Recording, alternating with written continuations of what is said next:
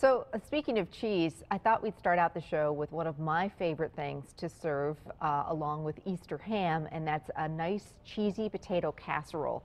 And this one is one of my favorites. It's one of the side dish recipes in my latest cookbook. I don't think I ever met a baked potato that didn't love a little sour cream, a little bacon, a little cheese, a little scallions. You know, I like it loaded. When you go to those fancy steakhouses in Chicago or the big cities and they bring that cart over and then they've got the, the little spoonfuls and they say, would you like bacon? Yes, I say. Would you like, sour cream? Yep, load it on, load it. So we are going to make a really fun loaded potato casserole, perfect for anything you're serving this Easter, and as I said, really goes nicely with ham. So we started out just peeled and boiled about 8 to 10 potatoes. And we want them to get really nice and soft. So I, dice them up because they just cook quicker that way. So, and if you're using the red potatoes, you don't even have to peel those if you don't want to. So we let these boil for about 20, 30 minutes until they're nice and tender. You want them just to be able to mash very, very quick and easily. One of the things I love about this casserole is that you can make it the night before. You could actually make it even up to a couple of days ahead of time.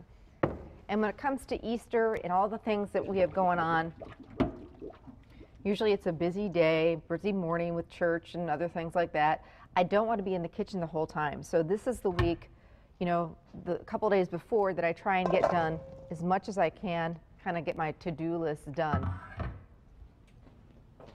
So if you can make a few things ahead of time, you know what, by all means, why not?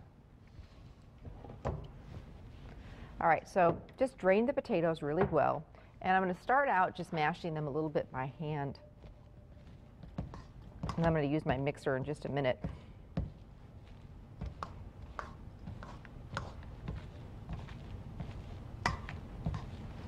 Anne's really excited about this recipe because there's no vegetables in it that she doesn't like.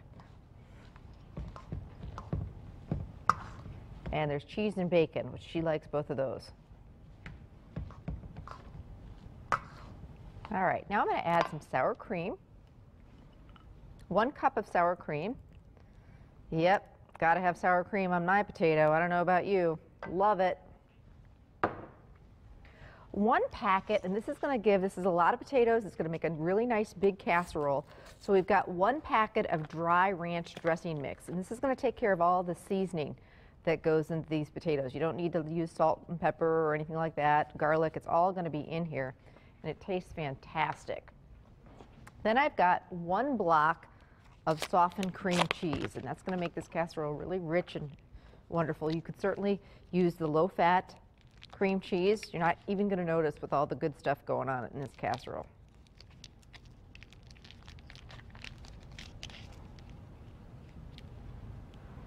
We always serve ham on Easter. It's just tradition. We do turkey on Thanksgiving and ham on Easter, and I really look forward to it this time of year. Can't wait. And then you turn the leftover ham into all sorts of great stuff. Ham sandwiches and casseroles, things like that. Okay. So at this point, I'm going to use my mixer just to really get the cream cheese blended. And then I'm going to add a little bit of milk too. I always start out with a little. You can always add a little bit more.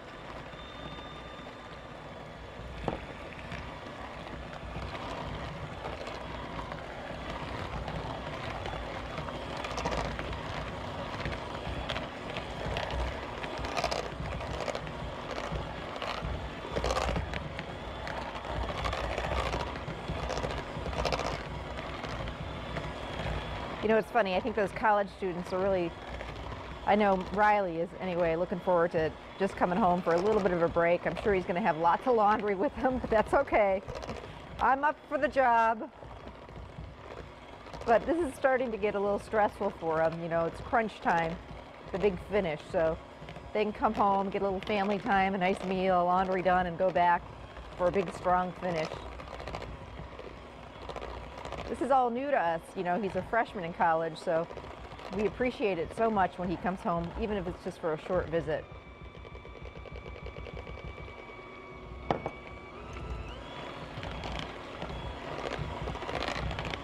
to overmix these. If they're a little bit lumpy, that's okay in my book. Then you know it's homemade. If you overmix the potatoes, they tend to get a little gluey and don't like that. So we're going to stop right there. Now I've got a nice big casserole dish. This happens to be a really pretty one for Easter. Will look pretty on the table. And I want to spray it with cooking spray.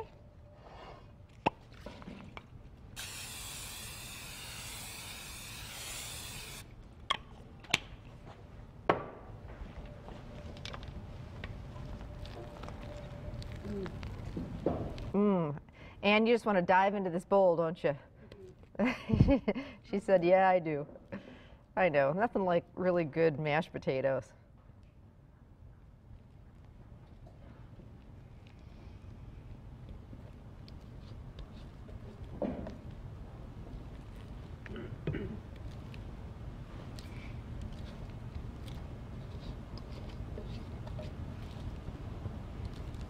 Leave a little in there. Ann says, leave a little in there. Forget the frosting. She wants to lick the potato spatula. All right. Now at this point, you can park this in your refrigerator, like I say, up to a couple of days ahead of time. Remember though, if you are going to make this ahead of time, the bake time is going to be a little bit longer. What I like to do is get this in the oven when it does come to baking, it covered with foil. And again, you know, always keep that in mind. If you're bringing something ice cold out of the refrigerator, allow for a longer bake time. If you're going to bake this right now, I'd bake it covered with foil, 350 for about 30 minutes. And then you're going to load it up. We've got shredded cheese, we've got bacon, several cups of shredded sharp cheddar cheese is what I like to use, about 6 to 8 pieces of cooked crumbled bacon, but I don't like to put that on until after it's baked for about 30 minutes covered. Then I put the cheese and the bacon on the last few minutes of baking, then uncover and bake for another 5 to 10 minutes until that cheese gets all melty. If you put the cheese on too soon, it can get a little hard and kind of overbake, so I like to throw that on just toward the end. I'm going to show you what this casserole looks like. So we baked it for 30 minutes covered with foil, we took the foil off, then we loaded it up with cooked crumbled bacon and shredded cheddar cheese. Oh, Lord. I know, it's heavenly. So good. How good does that look? And we're going to load it up even more.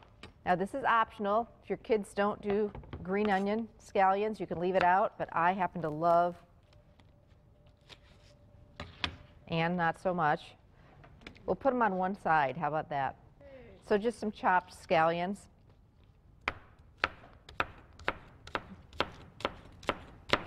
Just to finish off this loaded baked potato.